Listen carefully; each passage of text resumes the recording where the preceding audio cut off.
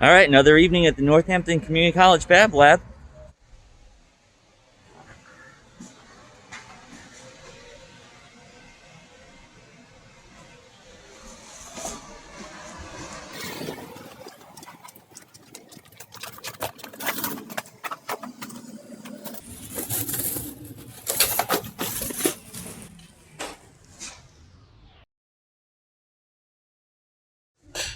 All right, so we're going to get a little bit of a treat tonight. Hopefully, you think it's a little bit of a treat tonight.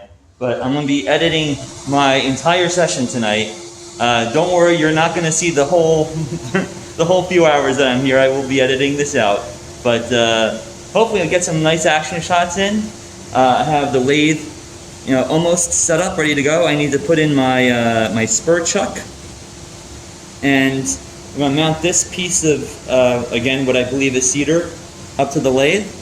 And I'm going to give you guys a sort of front row seat to the action. I say sort of front row seat because we're going to be, we're going to be zoomed in here a bit. I can't really kind of get you this up high enough, but we'll get some nice angles from here, hopefully. All right, let's get started.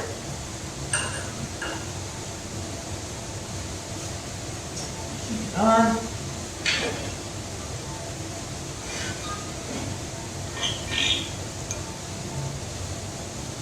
Piece over here, we'll bring our tailstock up in view. And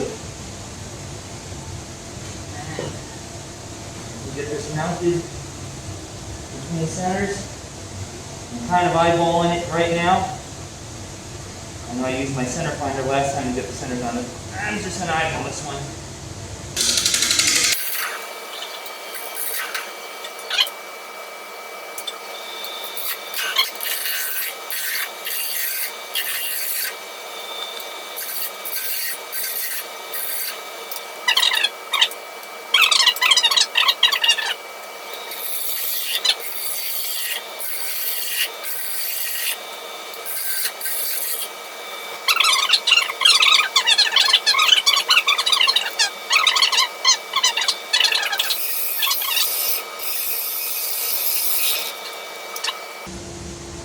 See, we're getting a nice round piece now. We're going to take a look at this. Got some nice smooth grain. Now this is side mounted. This is this one side of the tree, and this was towards the center. So this is part of the end grain where it was either coming up or going down. So we're either looking down the barrel of the trunk right now. You can see it's smoother on the sides. And we want to get rid of some of that end grain tear up by trying to make our cuts a little bit smoother here. And we'll see it gets side, because these fibers they run up and down like this.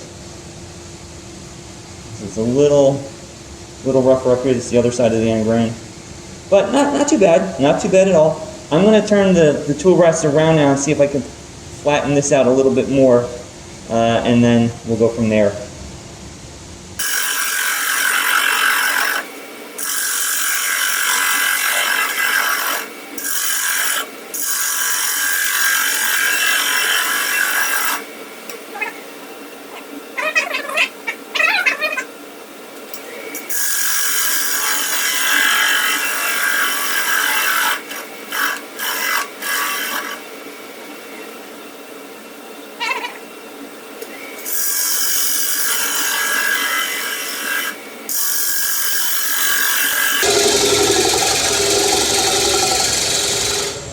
Now what I'm doing now is I'm establishing my tenon so that our four-jaw chucks have something to grip onto. You want to make sure that your tenon isn't too small or too wide for the jaws of the chuck, or else you're not going to have anything to grip.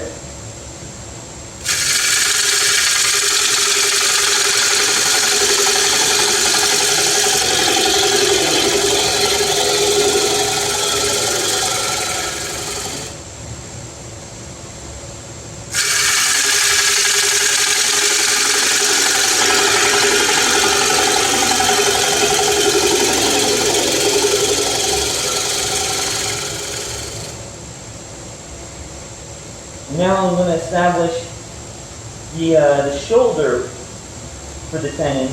That gives us a little room to play when we shape the bottom of the bowl.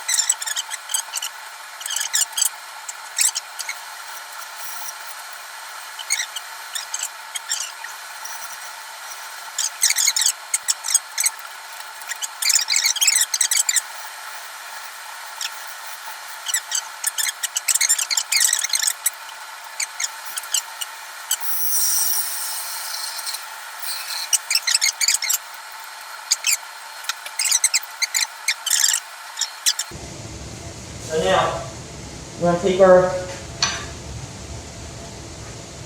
gouge, we'll roll this a little bit more, too much, and start making some face cuts and get this flat. This is the point where I should have turned it around, but that's okay.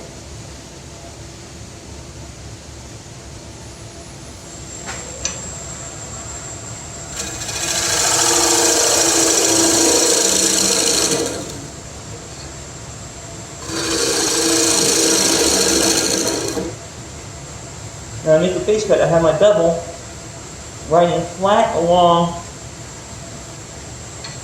the face here. And when I say I open the flute, that means I'm twisting it. The bevel is still hitting the face, but you're getting more of the cutting edge. So you start out, get your establishing cut, close, slightly open it up, not all the way.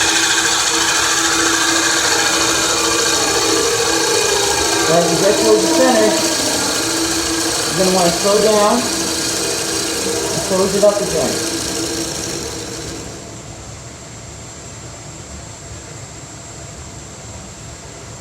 Until where it's maybe a little too high. Get a little nub in the center. Okay. So now, in order to get my cut, you want to look down from the top, but I don't have a tripod high enough for that.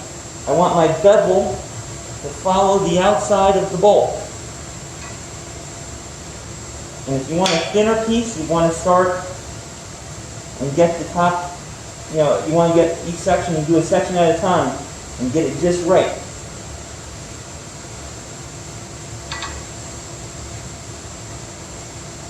Then I close the establishing tab,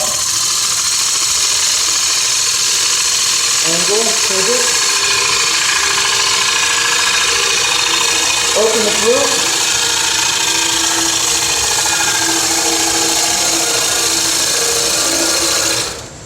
I'm going to leave a bit of the center mass in.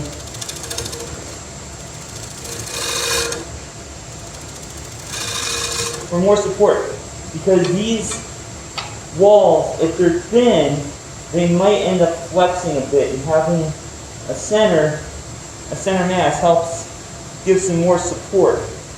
You want to look from the top down. Again, like I said, I can't show you that angle right now. You want to look from the top down and make sure that you're following the shape of that outside bowl with your cut.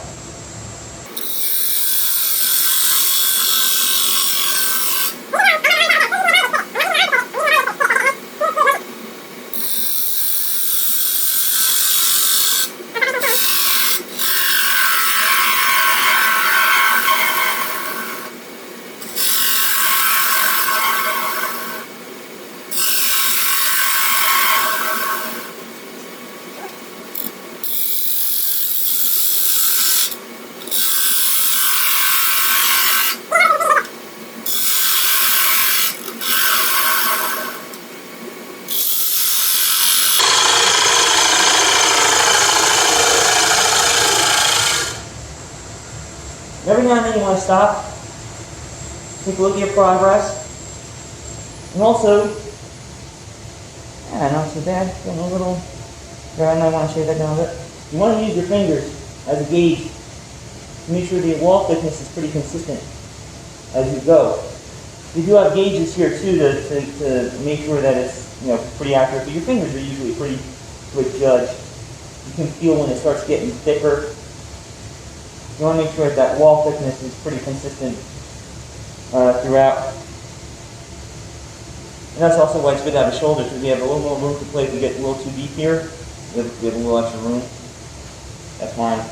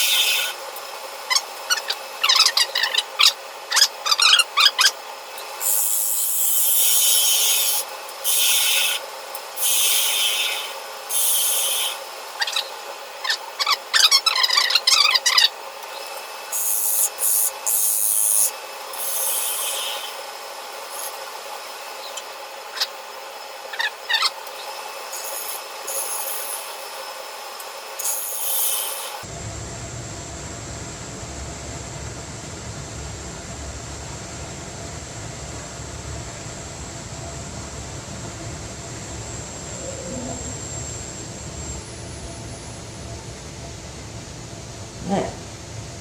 Now, I think we need to be ready for some sanding. I might want to see if I can get this piece out a little bit more, but I don't know about you, but I'm pretty happy with this. I think this is good to go.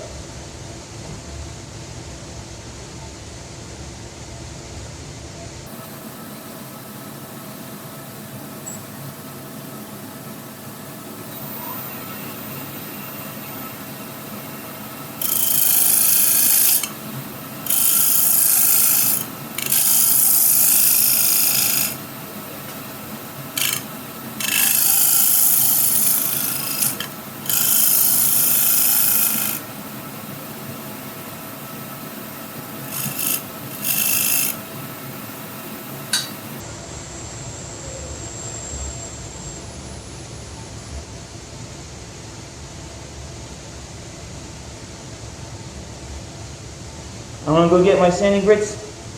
Be right back. I'm going to move my roll down over here, and we have our sanding grits, our sanding papers. I'm hoping this is 120. I don't see the marking on it, but I'm hoping it's 120. 220, 320, 600, 800, or 600, 1200, and 2500. I'm skipping around a little bit, I know. But you always want to start with 120, if not lower, to get most of your tool marks out. And you can sand all day with 220, you're never going to get tool marks out. So you want 120 first, if not lower.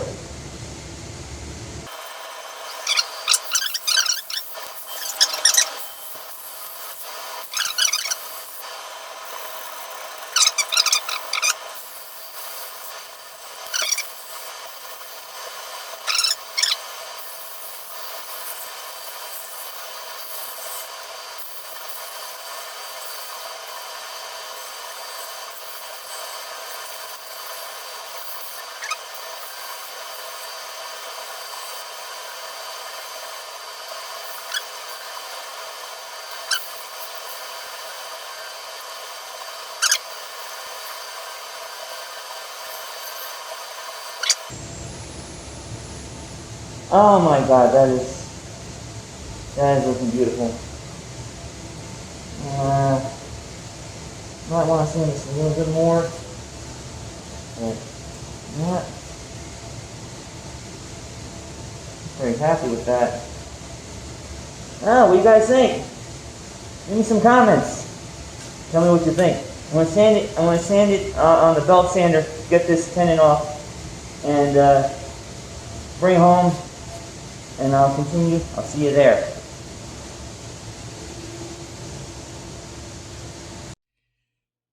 Well, everyone, I'm very happy with how this came out overall. I'm gonna let this dry a little bit and put some linseed oil on it within the next couple of days. We had a minor mishap though after the sanding. I was cleaning off with an air compressor, and unfortunately, it flew out of my hand, and we have a crack in it. So I had to call out the big guns to try to correct the problem. So we're gonna let this dry. We're gonna let it cure, and then I'm gonna sand it back down again. The bull was looking beautiful until I dropped it. So, but hopefully I can, just this is all the glue. This is gonna sand out. The crack isn't that big. It's really not that noticeable once it's in place. Once the glue is once the glue is set, hopefully I can sand this down and get it looking good again. But folks, thanks for coming along with me for the ride tonight, and I really appreciate it. And I'll post some pics of this once I'm able to get it sanded down and get the linseed oil on it, and hopefully you like the finished product. Had a lot of fun making it. I was really happy with how this came out until the last second. So anyway, it's like one of those moments you have play out in your head in slow motion, although you're seeing it live. It's like, no, I see it drop. I'm like, is it okay? And then I see the hairline cracks. I'm like, oh God, no. All right, well, it's fixable. Hopefully it'll still look beautiful. The rest of it looks absolutely gorgeous. I'm really happy with how it came out, like I said. And thanks for joining me tonight. And I know this is a bit of a long video, but it's better than a bunch of clips throughout the evening. So thanks for watching, and I'll see you later. Bye.